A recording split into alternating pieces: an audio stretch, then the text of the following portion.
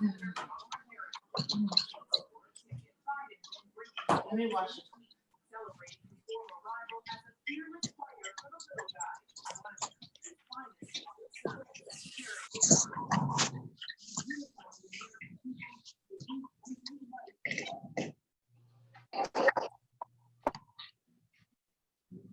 Good morning, everyone. Welcome to this morning's CME. So we're going to get started on time. And it's nice to see all of you here. Just to let you know, once we get 100 participants, we'll redirect you to the YouTube link. The YouTube link has been emailed out. For those of you that may be having trouble with the YouTube link or need it, contact me directly. 424-5458. As we are already at 109, so some of you may not be able to get on.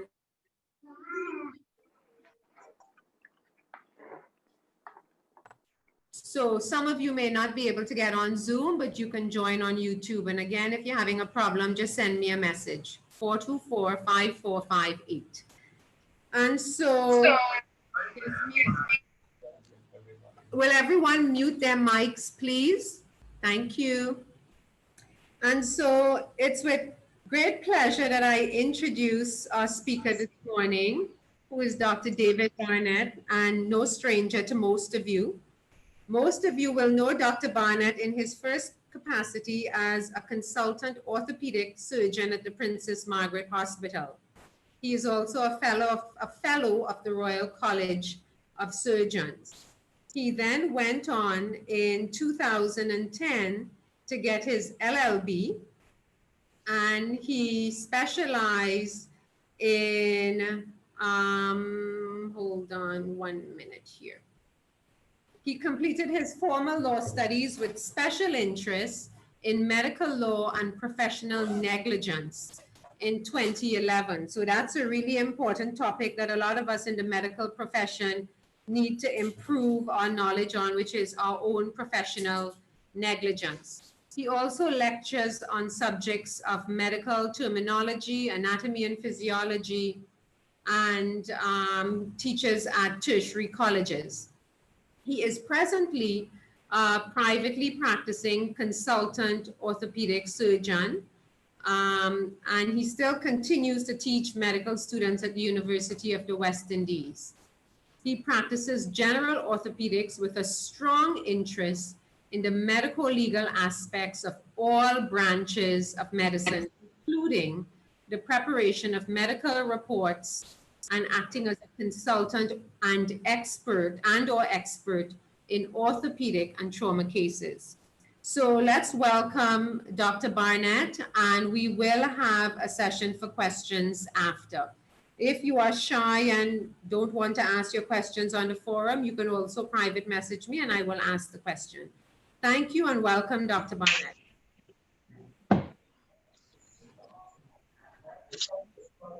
Right, thank you, Dr. Black, and certainly it's a pleasure to be here again this morning. As you mentioned, it's an area that the years of my experience in medicine has taught me that if it would have been wonderful if I had had some of the things I know now at the beginning of my career. So it's I think they, sorry, but if you ask for others to mute their mic, it's a bit noisy in the background. Just let me.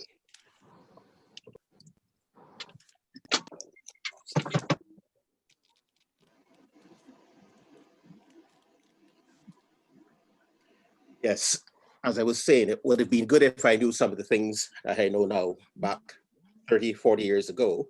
So it's good to be able to share this with the, I should say, the younger ones coming through the system now and the older ones, because you know that you see, you're presented with files on a daily basis and you see all the things that are not showing us in the best light. And this talk really just helps you, I hope, do a little better, because we all do better in everything we do.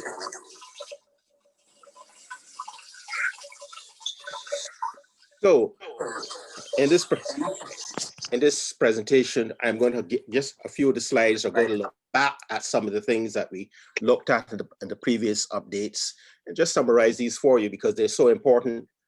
And so one of the things that I will start off with by saying that, you know, we are professionals. We have to be, you're going to be held to a higher standard. I mean, the law talks about people on the street, and you must realize that when people expect you to behave, they expect you to behave in a way that is higher.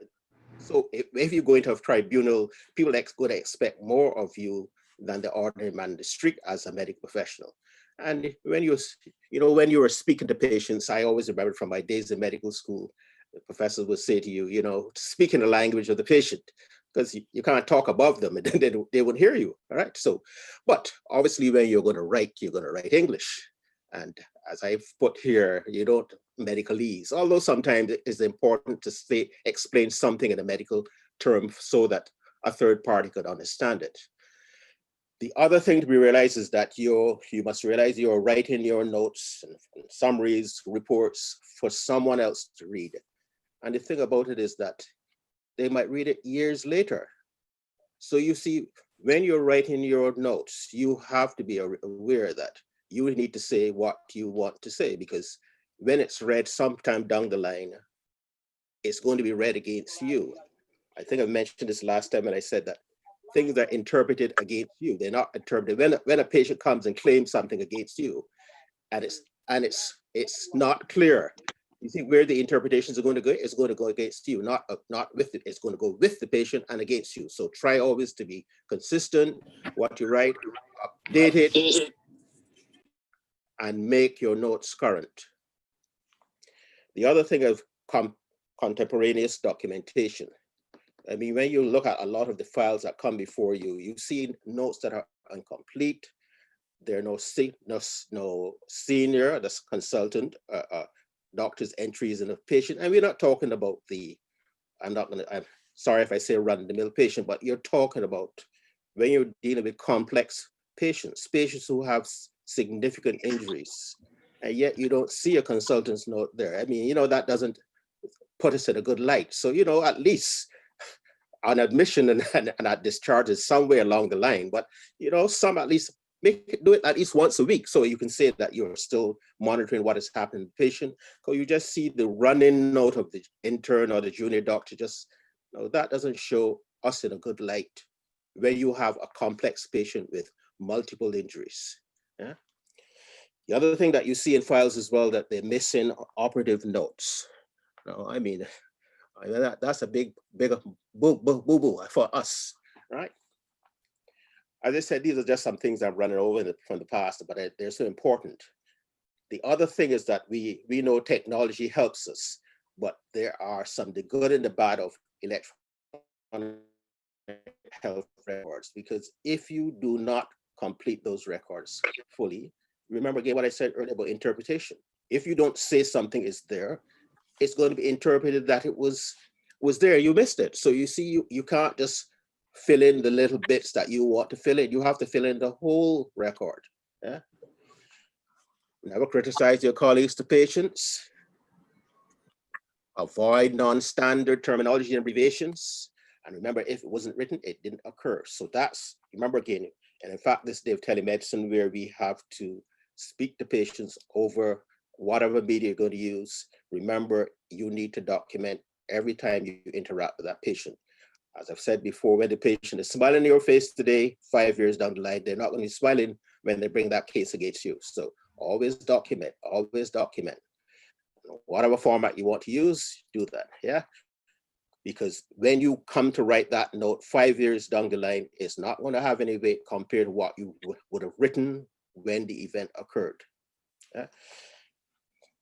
And obviously, you don't want to falsify records, because if you do that, you know, you're going to make a situation worse. And you know, one of the things that, again, I see in records that are presented to be is that you see doctors have added in something, they use a different script, a different colored pen. I mean, that sticks out right away. So you see, you can't do something that, if you're going to add something, you need to date it and say when you adjusted what you said earlier.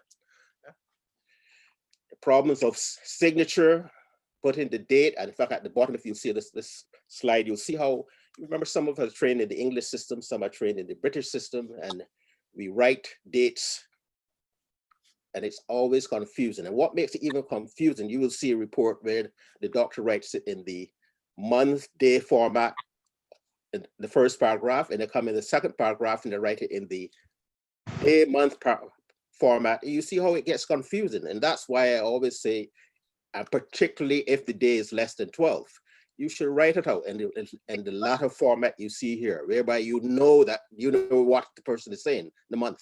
Right? The other problem of we have bipedal animals, so try and write things left and right, because sometimes you think about amputations or you've done a joint replacement. You can see you can't recoup that. I mean, you can't go into court and argue and say you made a mistake, because you did make a mistake, but a big one, right? So try to left and right, because again, you see a lot in the notes, people missing out, writing what is right and what is left. And the point of still making your diagnosis based on the history and examination, and lesser so the investigations, because they're only supportive and corroborative, not definitive. So that was an update of some of the things I spoke about before. And as I always say, I really can't show you examples, clinical examples of what I'm going to talk about. But remember, you have to trust me that I'm saying these things, and it's basically for educational purposes. It's not to criticize or impeach anyone. And remember, what we're saying again here doesn't apply to most cases, because remember, the most cases and the straightforward cases are not problematic. They're not the ones that you're going to have to face. So it's what I'm going to say further on this morning is reference to those problematic and controversial ones that you have to face, and we all have to do it, right? And the thing about medicine is that sometimes, we work in a bubble of medicine and we forget that we're dealing with a litigious culture. Yeah. And as I've said here, if you watch network televisions during the day, you tell me if an hour passes, if you don't see an advertisement for a legal firm telling you what they can do for you and what they can't do for you. And our people watch a lot of TV, so they're up on it. Yeah. The other thing to realize is that the management of patients entails being asked about what you did or what you didn't do. And as I said earlier, the inquiry a lot of times does not come when you are treating the patient. It comes down the line when you thought that was something that you did 5, 6, 7 years ago that you thought had passed, and you would never hear about it again, but it comes back to haunt you. Well, however, as I said, there's something called the statute of limitations, whereby if you have caused a personal injury, right, the law might stop you from doing it. And the basic law says that 3 years to bring action against anyone. But as you know, lawyers are smart people, like as we are supposed to be too. They will fiddle and do everything possible to say that there's a principle in law called knowledge when you get to find out about it. And although the basic law says 3 years, it might be 7 years, and they might be able to still bring the action. Similarly, if a patient dies in the process, what we say, the clock starts running maybe 4 years down the line. So you see how, so that might save you sometimes from something that you've been blamed for doing, but sometimes the law falls to the side of the patient. So the thing, however, I want to spend the rest of the morning speaking about mainly, though, however, is not necessarily those cases where you have treated. I'm going to spend more time speaking in this talk this morning more about those notes where you're given to review the patient, or you're asked to write a report for a patient who you did not care for. And that's another sphere of practice that you will come along. As I said, it is more applicable to the senior doctors, but it's also helping the young doctors to start practicing the principles that I'm going to speak about, so that when you get there, you're fully versed in what you need to do. And some of the things that you may have to do these things for is like if you have an in-house investigation, staff are boarded, a disciplinary action, and the things that I know even the younger doctors have to do. They might have to write a note on behalf of the national insurance. And of course, we know the one that is challenging, the one that when you're asked to do something for the court or the tribunal. And I've highlighted that there as well to let you understand that, remember, part of your treating any patient, even if you haven't treated the patient, you can be asked to do a report. And you really, I suppose you can say no, but remember the court has jurisdiction. Anytime you treat a patient, or the patient has come into your institution, your office, you remember it comes then with a right that you have to provide a report. No, you can opt out of that, but you have to make it formal, and then the court has to agree that you can opt out. But rightfully, you really can't. And if the judge wants you to do it, you have to do it, because if you don't, you can be charged for contempt, and then you don't want to go to jail, right? So really, you have to do. The first principle is that you have to reply to what you're asked to do. Because if you don't reply, you get what is called summary judgment, whereby actions can be brought against you and you haven't even been part of it. So you see, you can't just disregard when you're asked to do something legally, because it will come back to haunt you. So this slide really refers to, as I said, some of the things we did in the past. But remember again, the second point I want you to appreciate is that when you're preparing your reports or notes, is that you can also be charged for providing a negligent report. Yeah. So just be aware that the body, it can be framed against. If you're working in the hospital setting, whereby naturally you can be vicariously charged, meaning that yes, the hospital is indirectly responsible for your action, or if it's a private patient, or if it's your office, you can be charged direct. Plus, also remember, your staff can also be charged for what they did. Right. So remember, medical reports are not clinical notes. Again, you sometimes you've been asked to do a report, and you see how the doctor has written, and really it's a clinical note, but it's really a medical report is slightly different. Yeah. And as I go on to state here, is that the medical report mainly is an analysis of those notes that would have been presented to review or to support what the patient you've been asked to see. So the point is, in preparing that report, you need to be independent in producing it. It's based on the history the patient gives you. And as I said, those documents that's going to corroborate are not what the patient has told you. And this is where also the past medical history comes in. Because that plays a significant part, as you see, a lot of patients doesn't necessarily tell you the full story. Yeah. Then the report has to go in to show some logic, the science behind it. Obviously, you're going to bring your experience to that report. But the point to remember is that you're not there to please.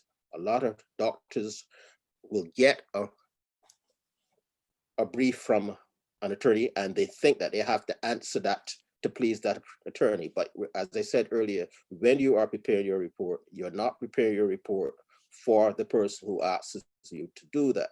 You're preparing it for the adjudicator, whether it's a court or tribunal, wherever it is, that's who you're preparing it for. So you have to give the facts as they are, not write them to skew them to assist the attorney who might have asked you, because you're going to get yourself in good hot water when you do that. And in fact, that's why the American Academy of Orthopedic Surgeons, their policy is that the person who is treating the patient should not be asked to do a medical report. But you can see, you can still be asked to give your opinion, but you can see it wouldn't have as much weight as if you were independent of what have been done to this patient. Also, the report should have appropriate references to support the opinion that you've taken. And obviously, if you've written it, you you better be prepared to be grilled on it and not be shaky. And then obviously you see again, you look suspicious if you can't stand up to be grilled on what you've written. Now, as I go on to say here now, as I said earlier, patients don't necessarily tell you the full story. And in fact, there's a high prevalence of untruthfulness when patients tell you stories when they come for medical reports or for notes, because they want you to write what they want you to write. But again, you can't fall into that trap. Yeah. The other thing to appreciate is that when patients have injuries and they come to the hospital or the office, is that you see they're concerned more about being diagnosed and getting treatment.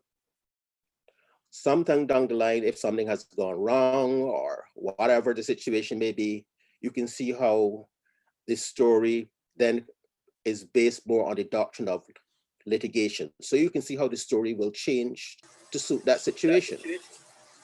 And you really don't want that. So you really don't want to see that, but you have to be aware of that, look at the story that you saw when the patient came with the injury or whatever, and look at what the story that they might give to you sometime down the line. And remember that the story now that you're hearing now, being the doctor who's been asked to prepare the medical report, should be supported or not by looking at the report that was done in the past. So you can see how well, is it concordant or is it discordant when you look at the stories? And always remember that the research has shown that the first history is the one that has the most validity, because the litigation has always been, when patients start litigating, they're gonna be obviously be coached by the attorneys, they're going to be by families, friends telling them to do this and do that. You see how it becomes biased with all those things. So you are the doctor, the professional has to weigh what you have in front of you.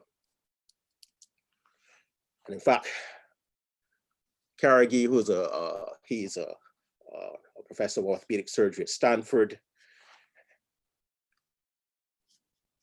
he wrote this, he did some research on this, and in fact, this paper says in 2008, but actually he updated this in one of our meetings last year, the Academy of Orthopedic Surgeons, whereby he says it still holds true that most patients, when they're pursuing compensation claims and they retain an attorney, most of them, 4 to 5 of them, have had some problems ongoing before with the spine, particularly when you have spinal injuries or spinal complaints, and they never admit that they had it. Yeah, so it just shows you that this was 2008, he updated in 2019, and it still holds. So most claimants they provide false information when they come for you to do this report for them. Yeah, and you may say, well, it might be a poor memory, because obviously, again, you as the professional will assess, is the patient really not remembering, or is the patient just memory is being lost? Because obviously we get older, we lose the further you get away from the event, obviously you may lose some of the fine details, but the gross memory should still be there unless the person is becoming demented or having some mental issues, right? And you see this sometimes in these situations when you look at the registration form, where patients will overlook the question of asking, list the previous hospitalizations, illnesses, accidents, whatever, and they will not even, they will sign the form, but they would completely miss that out. Yeah, nothing at all, or just the past history. So again, you see, again, you as a doctor, as we all do in clinical medicine, when someone comes in with an injury, we always get their old notes. We check to see, yeah, because I mean, it may be relevant, it may not be, but if you have a patient with a broken leg who is 60 and who has a history of diabetes, or who's on anticoagulants, you see, you need to know that. Yeah, in this situation, obviously you need to know, well, is this the first time the patient is complaining of this problem? Yeah, so it is important. And as I said, a lot of doctors, again, in writing the reports, you see sometimes that they haven't really even looked at what is happening to the patient in the past. And even if you were the doctor, it makes it even more egregious when you see that the same doctor who has written this present report on this accident was the same doctor who saw the patient multiple times before, and you don't see that mentioned in the present report. Now, I mean, that raises red flags right away. So you have to review the old notes and make it part of your present note. The code. Right. So the physician's opinions are based partially or totally on the history given by the patient.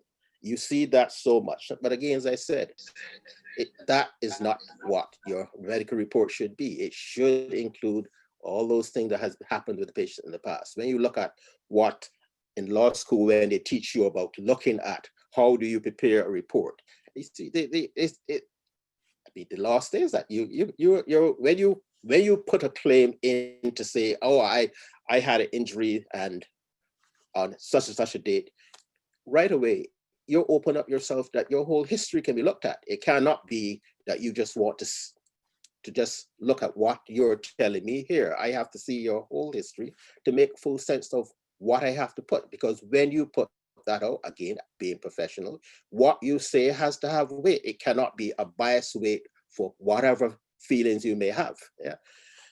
So, because then you get the point of apportionment, because obviously you can't deny that an accident might have happened, but you cannot then say that the patient's state is because of this accident. It has to be a weighted assessment of what was going on before and what happened now. Yeah.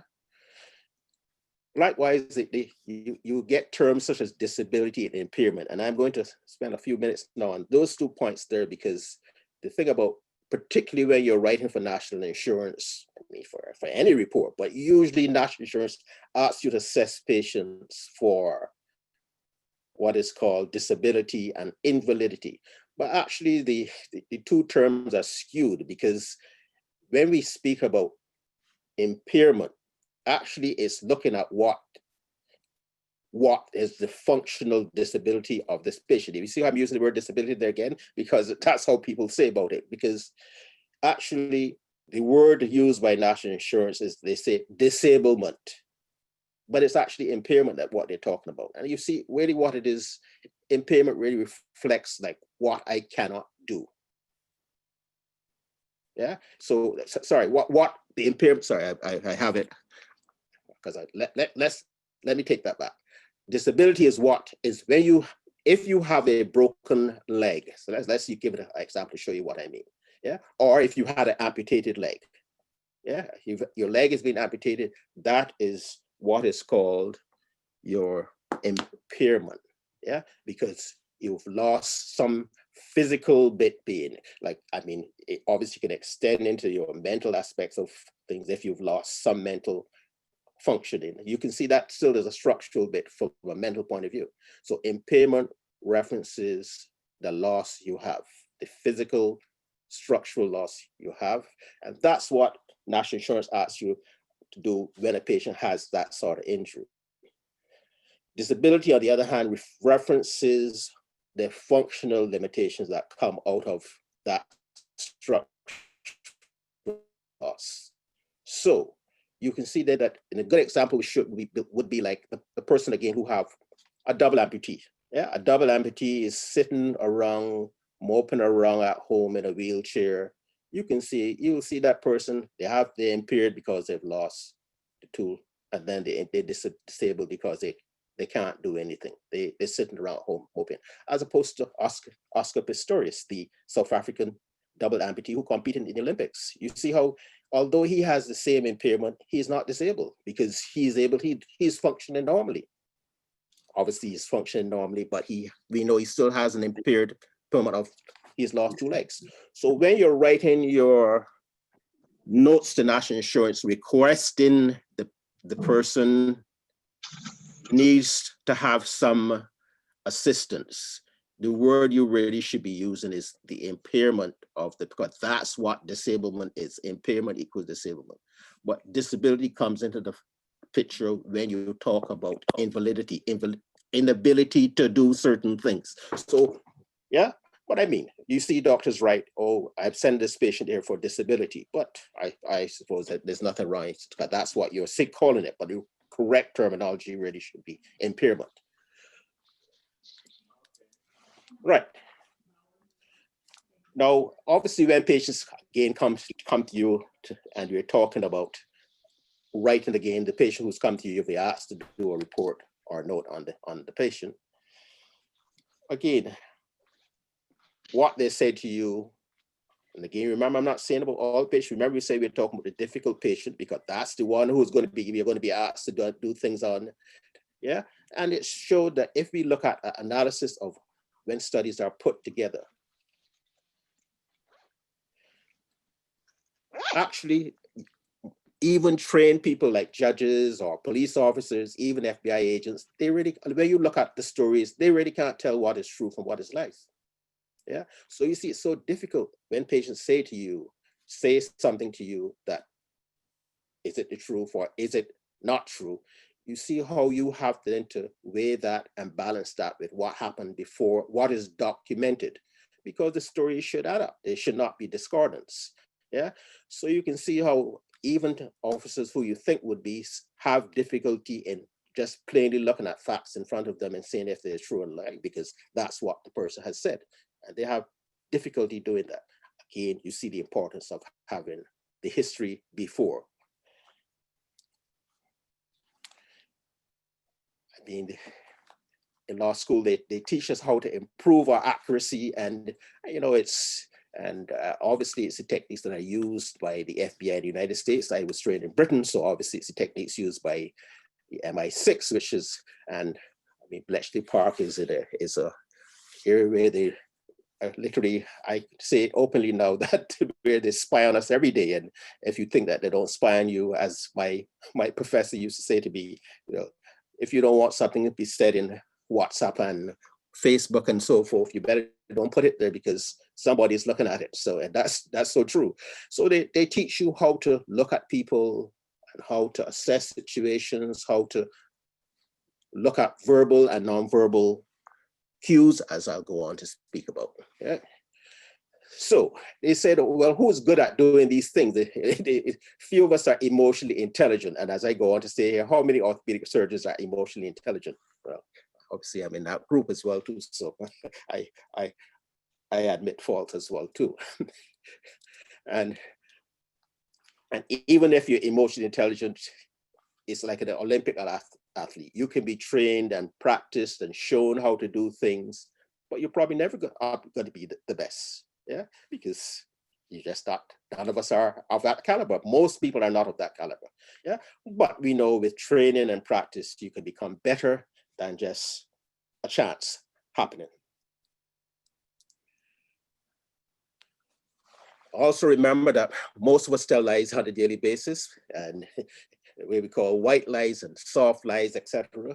But you remember, it is easy to tell the truth. But when you are telling a lie, you see how you have to remember, because you have to keep telling it. And obviously, again, how memory decays as we go away from the event.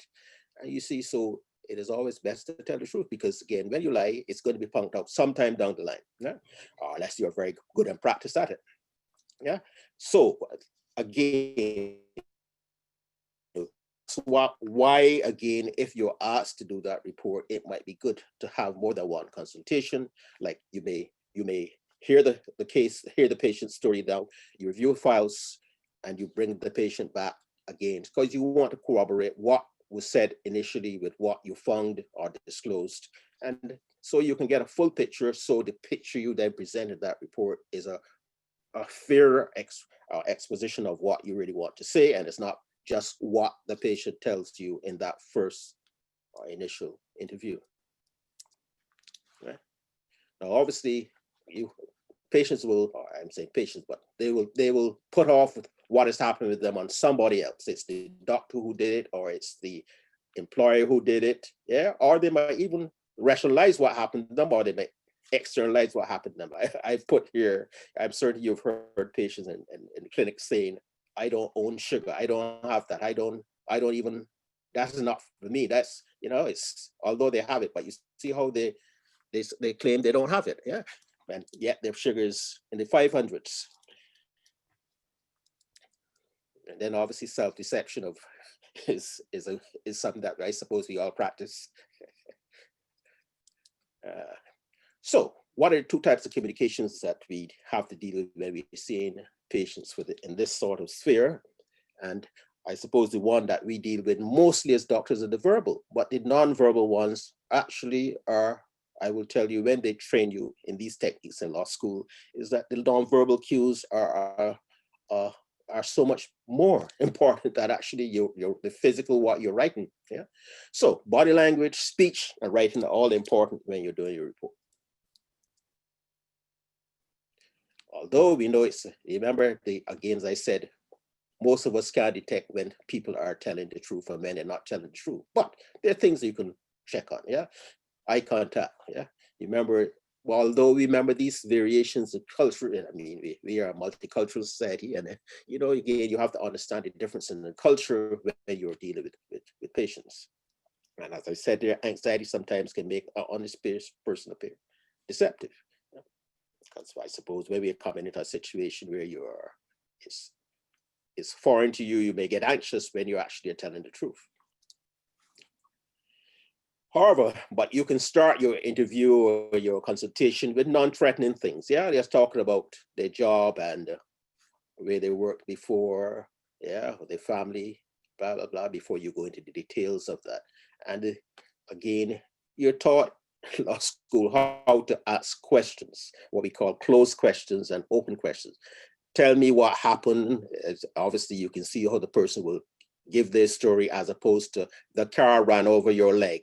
I mean, they only can say yes or no. You see how that doesn't help you a lot. So the way how you form questions is to open them so to let the person tell their story. Yeah, you get a lot more out of that than the person than answering it for them. That and they only can say yes or no, which really doesn't help you.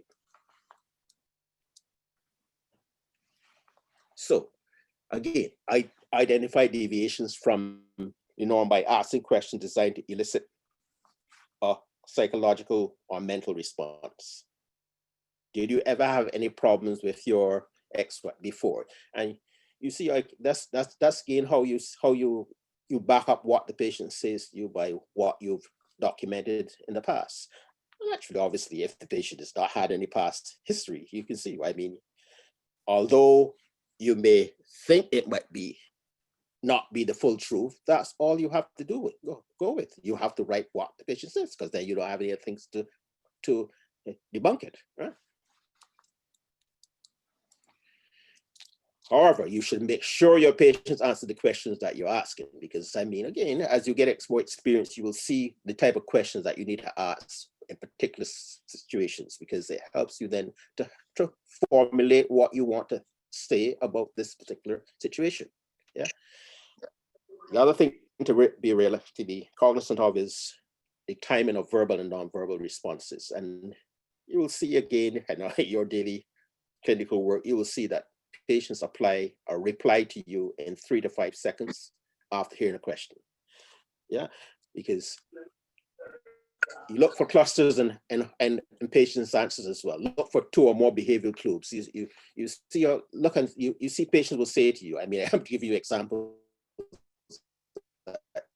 I see in practice, I love my job, yet they haven't worked for 5 years. They haven't gone to work for 5 years. Or you see a hyperemic bruising of a shoulder a year after a low-grade injury. I mean, the 2 things don't add up. You see how you then have to go into further question on situations like that, because I mean, if you love your job so much, why?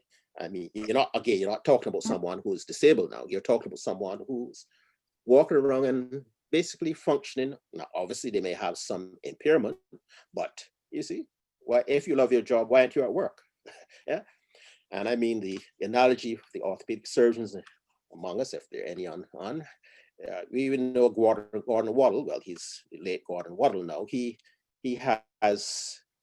produced 5 non-organic signs. I mean, it's not important to know them here, but these are some of the things he showed, how when patients complain about back pain, how you can determine whether they're really telling you the full truth or not. And he became famous for his work in dealing with back injuries, and also to the problems associated with the preparation of reports for patients, specifically and particularly to back injuries. So remember we always say, is their motive? And the motive is obviously, do they have something to gain by not telling you the full story? And I suppose the first thing that comes to mind when we have patients, difficult patients, is whether they're looking for financial benefit. And I mean, that's only one of the things when we speak about gain. I mean, when we talk about gain, remember, gain can also be measured in getting sympathy from their workmates, families, yeah, satisfaction of getting medical attention, yeah, avoiding unpleasant work, or the person might be claiming physical impairment because obviously you can see where they may be having mental issues, and you can see, and I'm certain it's measured in our society as well, where people look upon physical impairments more favorably than psychological ones. So you can see how patients will bring their psychological injuries into psychosomatic behavior, and it's a gain for them because they become more acceptable. You did the waiting room? Okay. No, it's Now, you as I said, the cues in interviewing spread, patients but the thing is that since it's wet. you can have verbal or non-verbal communications. And as I said, we as physicians who are trained to listen to patients. But actually, as I said to you, it's better to watch patients' body language, and because you're going to write what the patient says or record what they say, but you're not going to take a cue from observing their body language, and you should also do that. And in fact, that is why in modern technology and medical legal sphere, people record things so that you can actually, the things while you're writing, you might miss a cue, nonverbal cue, and you can see how that can be picked up when you review it at a more relaxed encounter or time rather. So, truthful patients tend to be alert. They have eye contact with you, or open posture. They sit upright. Yeah, they relax. Their hands are apart, and they gesture away from their body, and their moves are random, not all over the place. Yeah, and as I said, you can do these things in your day-to-day clinical work. And 36% of the times, that's how people make eye contact. They slightly look away, but then they come back with you with the eye contact. Yeah, they open. They're not concealing anything. They're talking to you openly, ready and willing to both listen and respond to another person. They're confident in the way how they say, and they're sure of what they say. Yeah. On the other hand, now you see the person who's rigid. They're sitting on their hands. Their shoulders are hunched up. Yeah, they're closed. They have their hands wrapped. Their fists are folded. Their hands across their chest are strapped in front of them, in front of their pelvis. They're not facing you when you're speaking to them. Yeah, they lean back. They're distancing themselves away from you when you're questioning them. These are all the techniques that you're taught in law school. Yeah.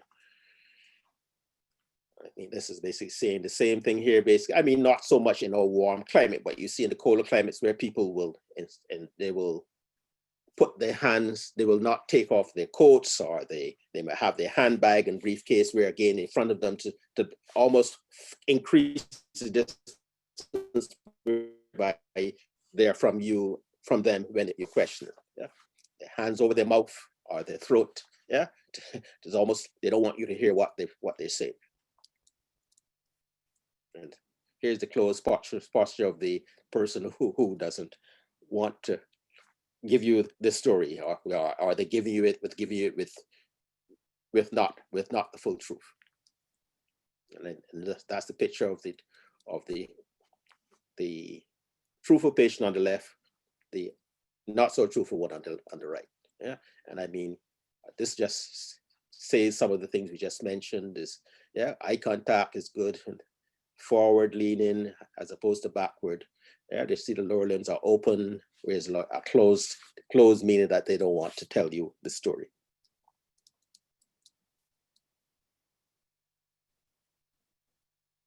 All right. Right. Also, so when patients are not telling you the truth as well too, they may become anxious. Yeah, they start sweating. Yeah, their pupil may dilate. Yeah, their face might redden. They might get goose flesh. They might start licking their lips, clearing their throats, or asking for water because their mouth gets dry.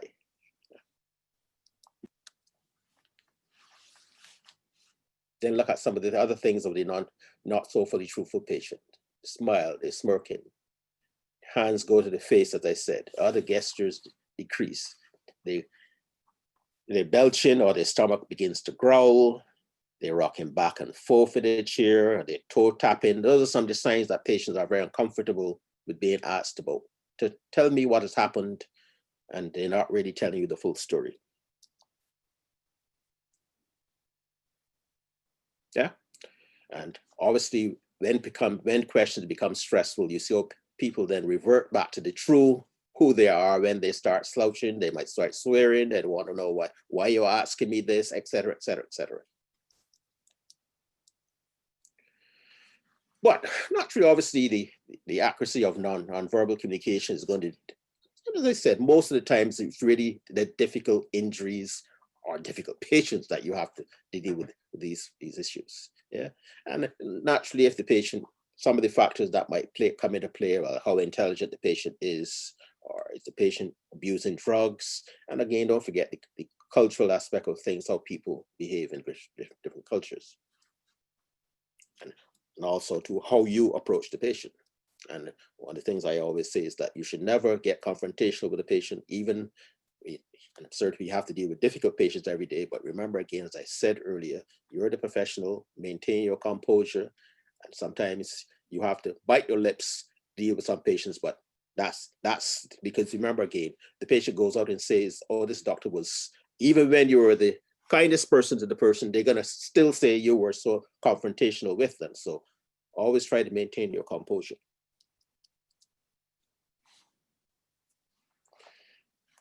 Now, what if you will get a better history, as I just said, if you are non-confrontational. Yeah, because if you are not, you can see how, if you come in and you're rowing and carrying on and et cetera, you can see how the patient may not open up to you. So let's look at some of the verbal communication skills now. And the truthful patient, as I said earlier, will talk to you. They're not holding back things from you. They're spontaneous. They're using the hard words.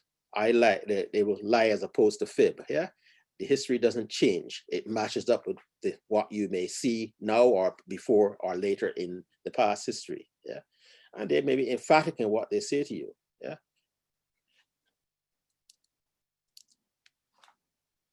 Deceptive patients, on the other hand, you need to listen to what they say and how they say it. They talk less, as I said, because they're withholding information. They deny specifics. They will tell you how it was so bad they had to borrow pain medication, or they had to steal it from, et cetera, et cetera. Yeah. In fact, I always remember, well, more than once, but patients who would come and tell you how much, I mean, a person who was abusing opioids, and she kept coming to various doctors, and you will see how they will tell you, oh, they've never had a prescription for this medication before, where you know that they've seen 4 or 5 doctors in your practice for the same thing. Obviously, you can see, if you're, as I said, if you're going to lie, you have to be a good one, because you have to keep telling the same story. But you can see that the story will change when you see them at the second and the third consultation. Yeah. And don't forget that patients may be overly polite to you, because remember, they're saying now they're attacking or coming to you now in the different spheres, that they believe that if they're nice to you, you're going to give them a good report. Remember, it's not a good report. It's a report that reflects the facts. Remember, I said also how answers come out 3 to 5 seconds after you've asked it.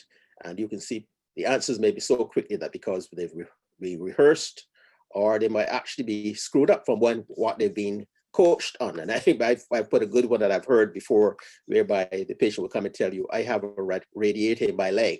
Yeah? And when they really mean they have ridiculous symptoms, reference to back pain, with pain going into their lower limbs or into the upper limb if it's the neck.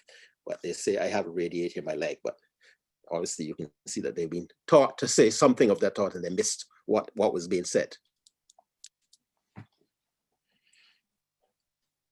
Remember the 3 to 5 minutes to reply to your question. Again, when patients take forever, you see how they fabricated their response. They answer questions with questions. Didn't you read my records? It's all there already. So why you asking me these questions, et cetera, et cetera. Remember, you're there as an independent assessor of what happened to the patient, but yet they think that you should have read their records. I mean, which you will do if you haven't done it already. And I mean, the other things you see as well, too, people will dress up their story in religious things. They will swear, I swear to God, this is the truth. And, or, I mean, I don't know if you know that, well, I mean, there's a case really with this guy who was in New York in 42nd Street here. He had his Bible and he was praying his Bible, but he had his cocaine in the cutout Bible. And as he was praying, he was selling his cocaine. So don't get too over enamored with the patient who's putting their story and keeping it in religious statements. Again, you will see, well, we'll see it in the next slide. Another thing that you will see in patients who are not telling you the full story is that they will let you fill in the gaps. What were you doing when you hurt your back? And the patient will say, I don't remember. See, they say, I don't remember. But yet then when you give them then the closed questions, remember we said the open, the closed, where were you lifting anything heavy? Yeah, you remember they said they couldn't remember doing anything, but yet when you ask the closed question, you see how they say yes. Yeah, and obviously the patients will be evasive when you're asking questions at times. And again, you remember you have to document that. They don't answer the question or say they can't because remember, again, being coached, I can't tell you anymore. I mean, if I can't tell you anymore, it implies right away that there's more to be told, right? And or they immediately say, I don't remember. I mean, if you come to give a story, you either have to be demented or you've lost your mind or you've had a head injury, you can't remember it. But when you are doing the thing about it, if you are living well and performing all activities of daily living, you can't then say you can't remember something that happened a few weeks or a few months ago.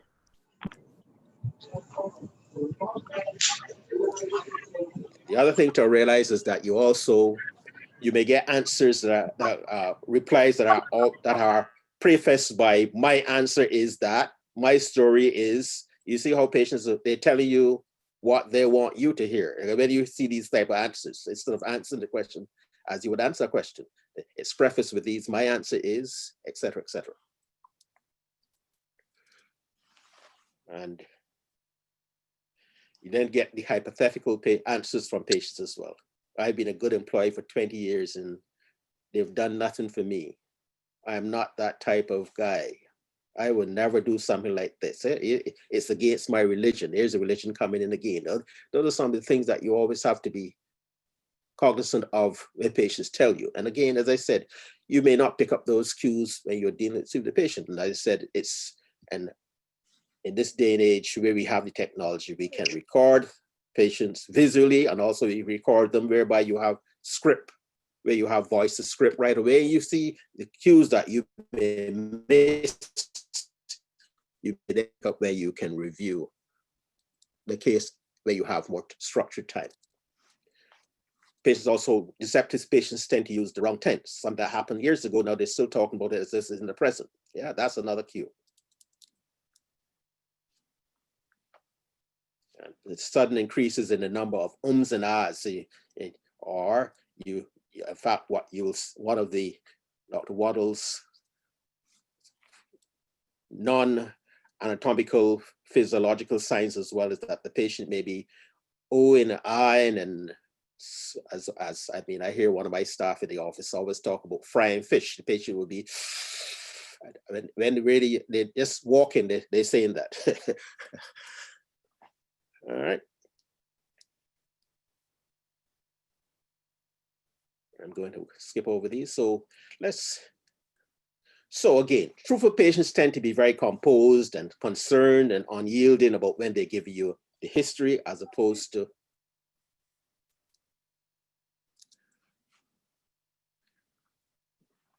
as like the car that hit me was going really fast. You see, that really doesn't tell you anything, because that's what they want to hear, want you to hear, as opposed to the person who says, I saw in my rearview mirror the other driver was talking on his cell phone and I didn't appear to brake, and all before he rear-ended me. You see how that tells you a clear story of the truthful patient, as opposed to the one who's going to say he was really going fast. There's a difference in the two. Yeah, or again, a similar thing here, the car hit me was red, as opposed to, again, the story around the truthful patient will give you they will qualify the story for you with actually what happened in the circumstances. I mean, some of the other things that you will see from the untruthful patient will be that they might go into inappropriate tirades, someone is always out to get me, that's what I'm up against, or they may be complaining, saying I'm having a bad day. Yeah. They won't commit to giving a good history. Yeah, they add qualifiers with I believe, as best as I can recall. They feign forgetfulness. You see how those are the things that you need to pick up when you're hearing history, and you have to then fill in the gaps by asking the questions to make your story whole. And I mean, look at this statement here. Well, this is a deceptive one that I saw a patient wrote. The work truck I was driving ran off the road and rolled down the embankment. I got out and climbed back up to the road. I got a ride with someone. I'm not sure where I went after that, but ended up at my house. It was the next day or two before I realized I was injured. I really don't remember much more than I've told you.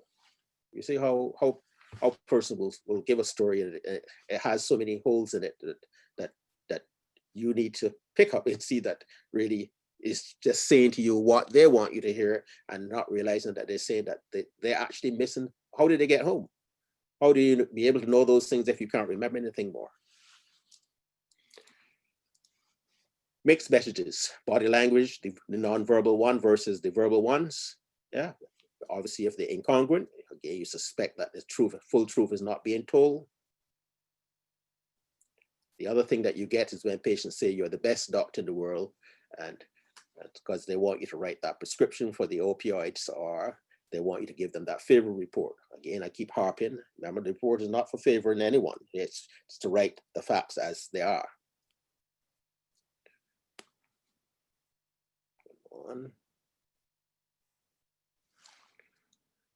So again, as I said, when you find mismatch in your verbal and your non-verbal cues, you need to ask more information, either be it for, let's review the files, the past history, or again, a second or third consultation. Yeah. Again, the other things that you will see is when patients will not tell you the full story, they might, instead of saying I, they will say he or she. Yeah, they use the fewer first persons. Yeah. And they use fewer exclusionary words, but, except, etc. Yeah.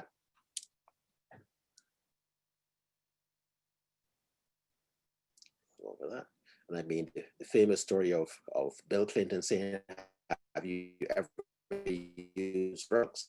And remember his answers was, I'd never used illegal drugs as an adult in Arkansas. You see how he answered that question? Yeah. And I mean, this really, I'm going to skip over some of the slides here, but yeah. And you can see that then the question was asked again, another format, did you ever use marijuana while in graduate school, and have you ever broken state law? And you can see how he answered it. I never broke a state law, but when I was in England, I experimented with marijuana. And I didn't inhale it, and I never tried again. So you see how the answers are couched to tell you and answer what you might have asked or what the person wants you to hear. And when he was asked by the interviewer a few years later, why didn't you disclose this before? And you see what he said. Nobody ever asked me the question point blank. Yeah. Okay. Right. Now, obviously, these things come with experience, but as I said, it's the younger doctors need to start doing it from now. And I mean, obviously, it's not an easy thing to be able to do these things, but remember, we are professionals. Things are not easy. If they were easy, then we won't be who we are. So you have to multitask where you're learning these cues and how you assess patients. And when you're preparing a report, and this point I've highlighted it again for you, is that don't be rushed in preparing your report, because remember, yeah, we are all busy, but remember, if you're going to do a report, it has to reflect truly what you wanted to say. It can't be rushed, and then, because it's going to look bad at you in the light, because remember, that's what you, or the professional, has proffered for analysis. And if you've rushed, you may not be able to say everything you want to say, or you may say things that you didn't want to say. So again, remember I said you can be charged for producing a negative report. So if you find that you're out of time, again, there's not, unless it's a life and death situation, and you see that you can ask for extension of your time. So don't prepare rush reports. It doesn't make sure us as doctors and medical personnel in good light, because then you can see the primary school constructive sentences I mentioned, or the paragraphing. I mean, again, we're professionals. We want to present ourselves in the best light, yeah? Or you haven't done any research to back up the things you've said, or, well, I mean, I said an inadvertency, I mean that you don't care, you just write what you think you can write. But guys, please don't be inadvertent, because it comes out, and you remember again, you think you're writing this and nobody's going to read it, but everybody's going to read it, and you're going to not look like the good doctor that you should be, yeah? So do what doctors, we all do, is we take history, we ask questions, we listen to what the patient says, we record the histories, and as I said, you research the patient's history so as to confirm or refute what you heard in the interview, your past medical history. Yeah, let's just say the same thing again. So remember, so it's easy to tell the truth, but hard to tell a lie. As I said there, as I said, if you're going to tell a lie, you have to have a good memory, because when you're challenged the second, third time, it comes up. And I mean, these are just some of the areas, places whereby you can learn some of the things I spoke about this morning. What attorneys want, and you can see how, yeah. And the thing that I've put both sides here, because remember, you as the medical personnel could be on both sides, whereby someone is suing you or you are suing someone else. What happened? I mean, we live as well too.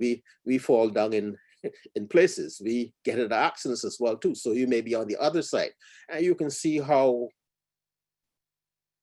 defense attorneys or the person who's doing the suing as attorney will come to you for these various things. And I've put things that you can read at your time. What the point I wanted to say for this slide here is that always remember that you are preparing the report based on the facts, not based on who has asked you to do the report. The report is not something to please the person who asked you to prepare the report, because you will find that that's what the same way we talk about doctor shopping, we have attorney shopping as well, whereby they're looking for the person to write something for them. But you see, as I said, you're going to be shown up in court. And remember, you may be shown up, I mean, I don't know, I suppose some doctors have been sanctioned by the medical council. But in Britain, I mean, you can be struck off. I suppose in our setting, you don't hear people being struck off, although they might be sanctioned.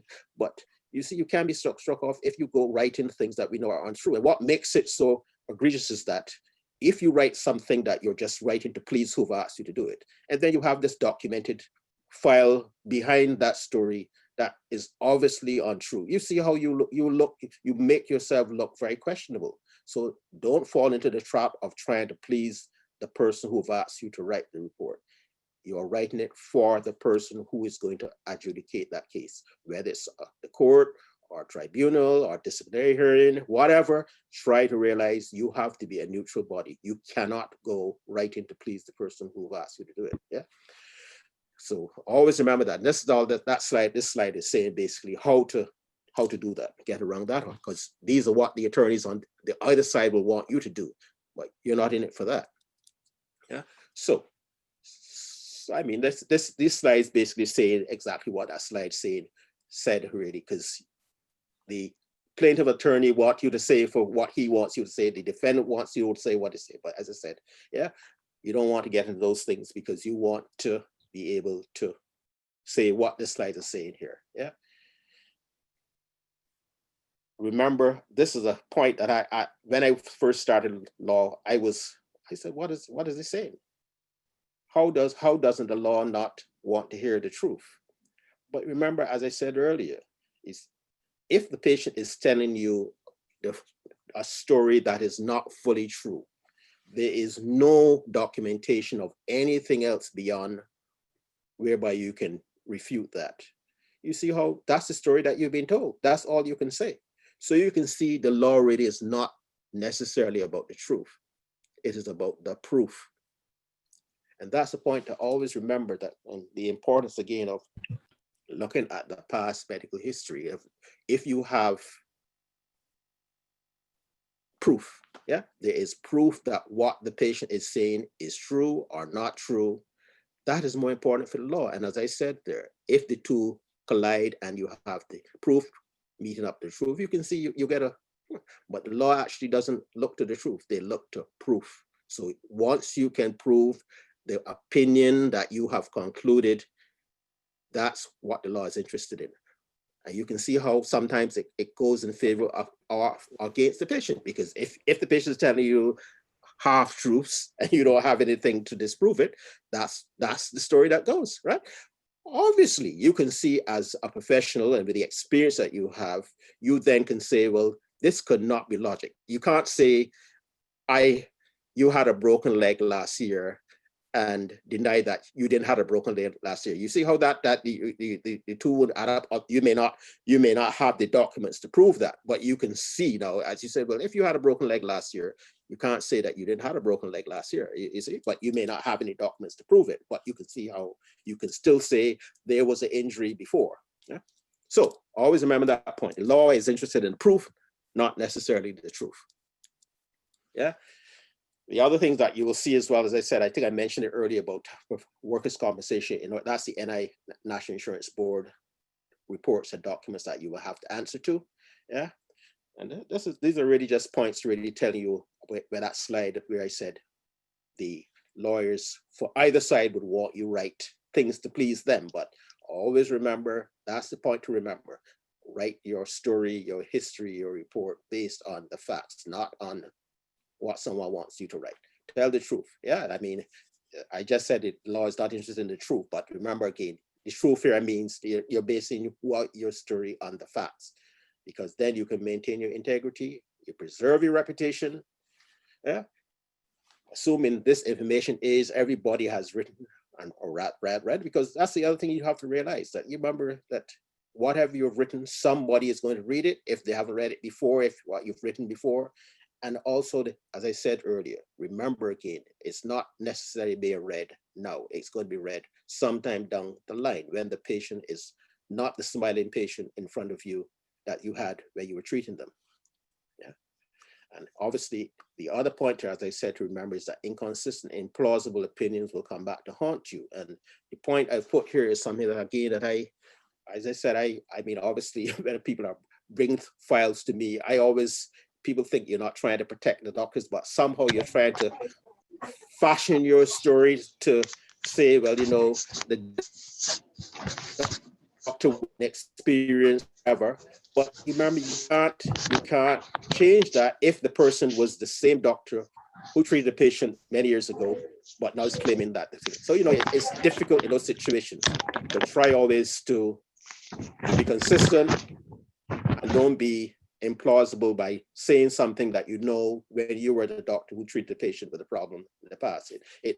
I mean, you really can't escape that one, because the party who's asking you to look at this has presented you the documents from 5-10 years ago, that the same doctor who treated this patient is now seeing the patient with the same thing and is saying something that could not be true when they were the person who treated the person before. And that's always such a difficult situation, because you don't want to impeach any doctor, but I mean, what can you say? You can't then go on with the story what the doctor is saying when you have documented evidence to the contrary.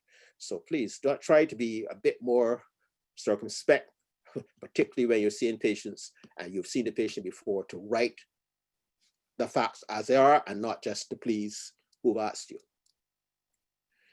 And I mean, these are just really some of the legal points here, really, that doesn't say much, really. Yeah.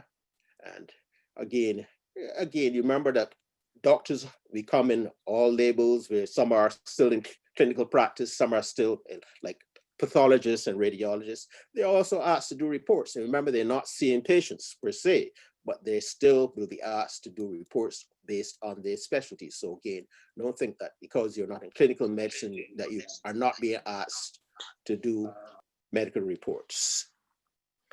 And I think that's the end of my talk, and I'm open for questions.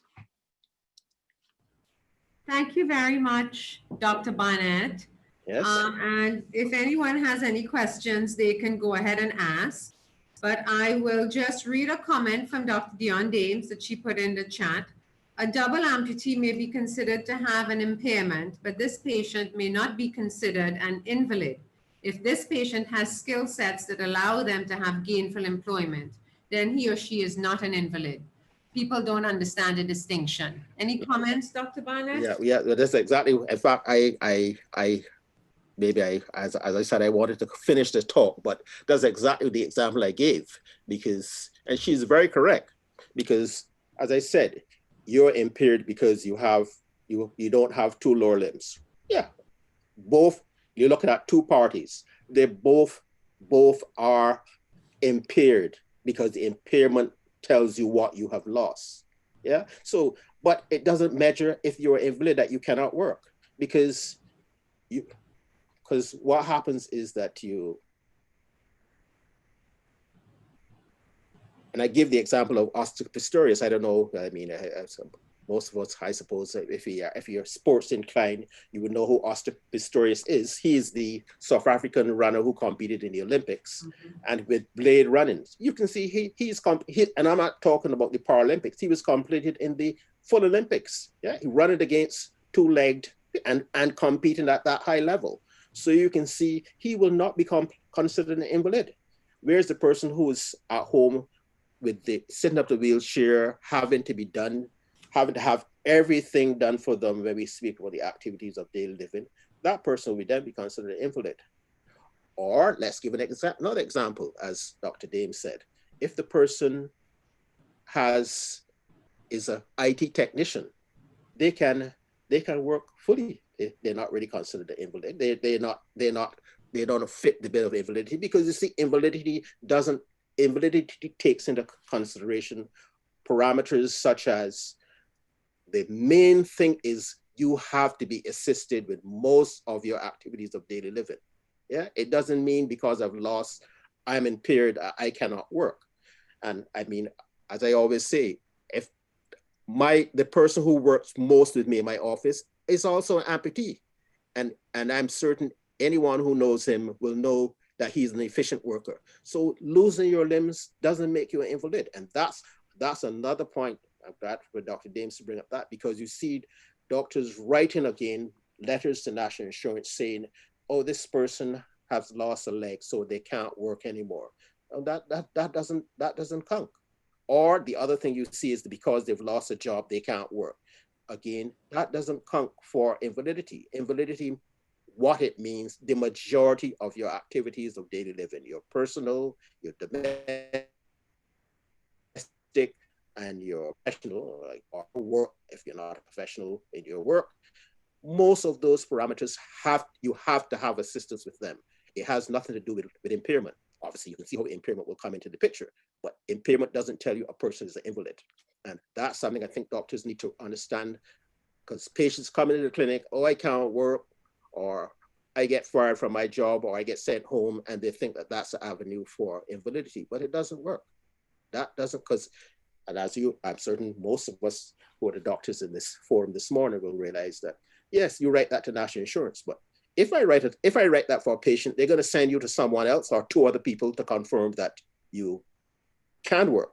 And as I said, if the truth be told, you can see how most of those applications are going to be denied, because you have lost a leg, lost two legs, as I said. If you can do IT work, or you can have your prosthesis fitted, as I just told the person in my office, you can work just as efficiently as a two-legged person. So Thank you. And Dr. Shakira Carroll is saying that she agrees it's a hard pill to swallow when patients may not have the skill set or opportunities in our setting to seek alternative gainful employment or adjustment of duties. And while we wait to see if anybody has any additional questions, I have a question here. If you could please clarify, what is the time period that an action can be brought against the doctor? I believe you did say it. You gave a number in years. Yeah, yeah. Well, the law states, if you look at the what is called the statutes of the laws, and it's the statutes of limitations. Yeah, that means how the time that has to pass since some event occurred that you're being sued on. I mean, it's to be anyone being sued on. Yeah. And when you look at personal injuries, the basic law says you have 3 years to, yeah. So after 3 years and 1 day, and you now bring your action, you can see how you lose. You can't bring that case to court because obviously the law who's representing you will say time is past, take your time out. Yeah. But as I said to you, there are various ways how the law then goes on to say, think about it. If the person who was injured, and injury now here is talking about from many sphere, injured on the road or injured by you as the practicing medical personnel, if they were unconscious and they were unconscious for, say, let's say 1 year, you see, the law then speaks about knowledge. When you were aware of you had a problem, and you see if you became aware only after you woke up or you became aware fully conscious at a year, you see how that will extend out to 4 years, and it will keep changing depending on how you see it will. If the person dies at 2 years, yeah, the estate might then have 5 years, because you see it begins then when you have knowledge that this person got injured. So you see how the lawyers will cone in on those things to extend that you could still be charged greater than 3 years. But if the person has knowledge in the first instance from the day it happened, it comes with 3 years. And you may ask why that is so, because I mean, you can think about it. I mean, you see, if you think that I've done something wrong to you or the accident happened, you should bring that in. You should be efficient when you bring that to a tribunal. Likewise, the other side, remember, the law has to be fair. It has to be balanced, in that if you don't tell me that, I might discard evidence that I had to protect myself. So that's why you are faced with the action of bringing your action in a timely manner, because over the period that it goes for that specific thing, person injury, 3 years, is that after that period, it's considered not being just, it's considered being cruel. So you need people to get on with their lives. So 3 years in the first instance, but it can go on and on and on. And particularly, again, that's why I said about trying to write negligent reports. If you're behaving in a fraudulent manner, fraud doesn't have any limitations. So if the lawyer have gone through your file, the person died 5 years ago, and it's 20 years down the line, and you've been fraudulent in your action and behavior, you can still bring that. But fraud is a difficult thing to prove. But so that answers some of the issues around time limitations. Okay, and so we have a question from Dr. Sally Taylor. How do you balance proper documentation in a busy clinic setting when the expectations of administration and some of your colleagues are so high in terms of the number of things you have to do and patients to see? Yeah, right. That's something I always say to young doctors, that remember that, as I said in the talk, that the law does not recognize being rushed. Yeah, and likewise, you remember you can only function the best you can, and when you're functioning in your clinical setting, you have to treat the patient in front of you, because obviously you're not going to you're treating a patient who has high blood pressure, and a patient comes in who's bleeding from a pumping artery on their leg. Obviously you can see you're not going to say, oh, I'm seeing this patient and I forget that patient over there who's going to bleed to death in front of you. But the principle is that you need to treat the patient in front of you. When you have 50 patients in accident emergency, remember, you need to see the patient who you're treating in front of you, because somebody's going to take over from you when you're 8 hours or whenever your shift is finished. Don't believe you have to, oh, I have to treat these 5 patients within an hour, or I have to, because it's going to get you into trouble. that might be the American system, and they might want you to, but we don't practice medicines that way in our English-based system, whereby you have to see X amount of patients within an X amount of time. So I will tell you that, because you think that, I hope the whole talk this morning helps you. Well, I mean, maybe the ones before, but you remember, the law doesn't recognize, Lord, I was rushed, and therefore this is what I do. Because you see, when they get there, all they're interested is they're going to be coning in on what you did to this patient. They don't want to hear anything about those other 10 patients that you supposedly had. So you see how you get yourself into trouble. So you start off with the principles of that patient in front of me is the one who I'm managing. The other 10, I will get to them if I can get to them within my 8-hour shift, or they will be seen by someone else who takes over from me. So don't get involved in the administration wants me to see 6 patients. I mean, we all face these, as I said earlier, we have to multitask, but remember, you still need to multitask in a logical and safe way. Yeah. So. Okay, thank you. And our final question is, more and more patients are asking to record the discussion of diagnosis, treatment, medications. Any comments on how we should approach this when patients make this request?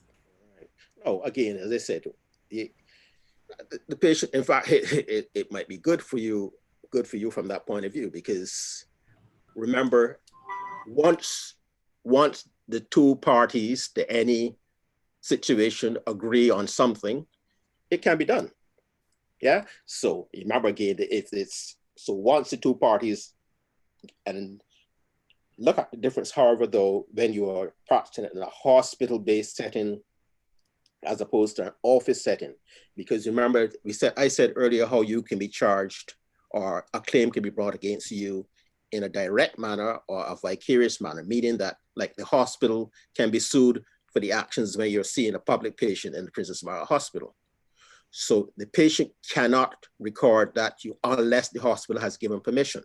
Yeah. So you can see it has to be a policy then of the hospital to allow you to do that.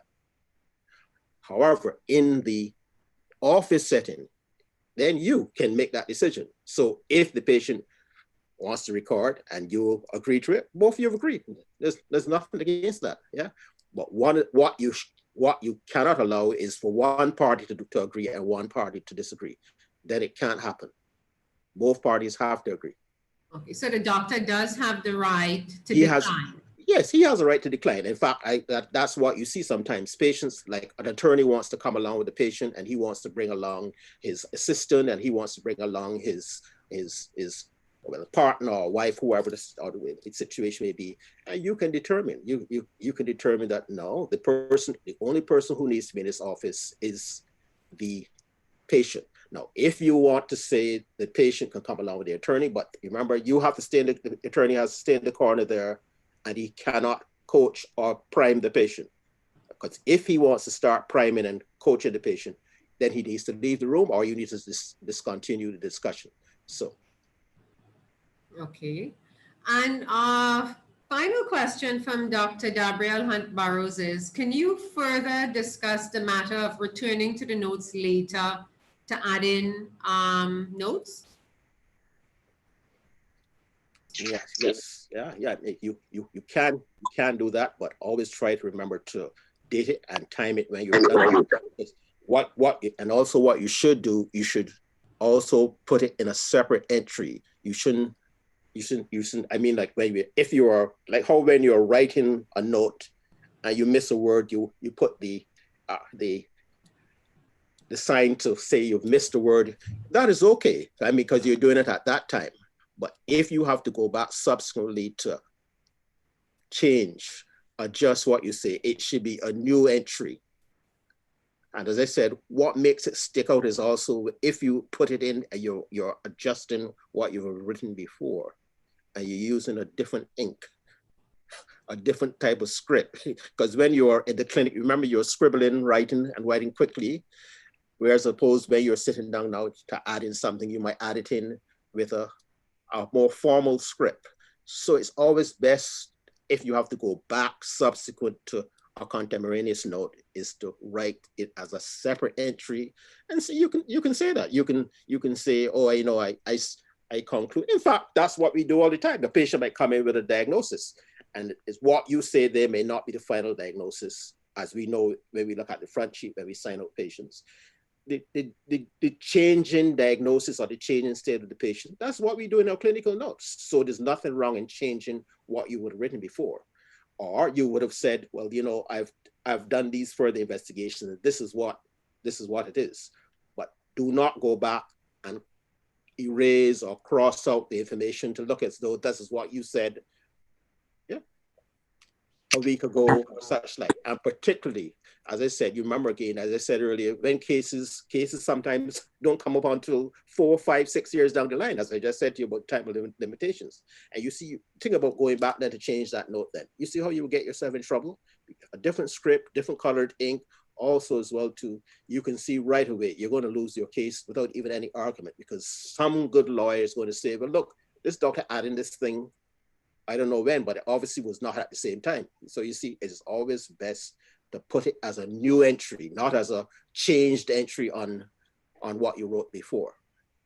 Yes, and Dr. Hunt Burroughs says, let it be clear, it should be put in as an addendum, date, time. There you go. So that you do not appear to be adjusting the order of the history, but you're being transparent. There you go. And then, as I said, it doesn't have to be, as I said, that's what we do on a daily basis. I mean, what you diagnose now might not be the final diagnosis, and the diagnosis will be slightly different from what you had initially. And so, as I said, the more egregious point that I want to refer to is like when after you've gotten some claim against you, you then go back and change it. You see, that's where the problem comes in for those cases. And in fact, I will tell you, in those situations, it is best actually not even to even go back to that note. So don't write, and you can make the notes to yourself what has happened, but don't put it into the patient's file. Well, thank you very much, Dr. Barnett, for that discussion. I know medical legal topics is something that we're not really that versed in medicine, but more and more we're needing to be more versed because we're all having to go to court from time to time. So thank you very much for all your advice and for that presentation. So I just want to remind everyone to claim your CME. Remember, you need to go to the Sunshine Learner website. It has been sent in the chats, and it's also been put up there in the chat on Zoom. And you complete the evaluation form or the feedback form. The enrollment key is BALANCE, BALANCE. So please make sure that you do that so that you can claim your CME. And also this presentation is already available on the Sunshine Learner website. The YouTube link is there for those of you that may want to view it again or have a look at the slides again. And if there's anyone that you may know who has not had a chance to listen to the presentation, if they would like to listen to the presentation, please let them know that it's available. And you can also still claim the CME having viewed the presentation and doing the evaluation. Also remember our last presentation, which was neurologic manifestations of COVID-19. That is also available on the website. I remind everyone to please go and fill out the evaluation form so that you can claim your CMEs. And again, those of you that did not have a chance to view the presentation, you can view it and claim the CME at the end. Our schedule has not changed. It's still the second Wednesday and the last Friday, but because of Hurricane Isaias, we had to postpone Dr. Chin's talk. So please join us tomorrow at 6 p.m.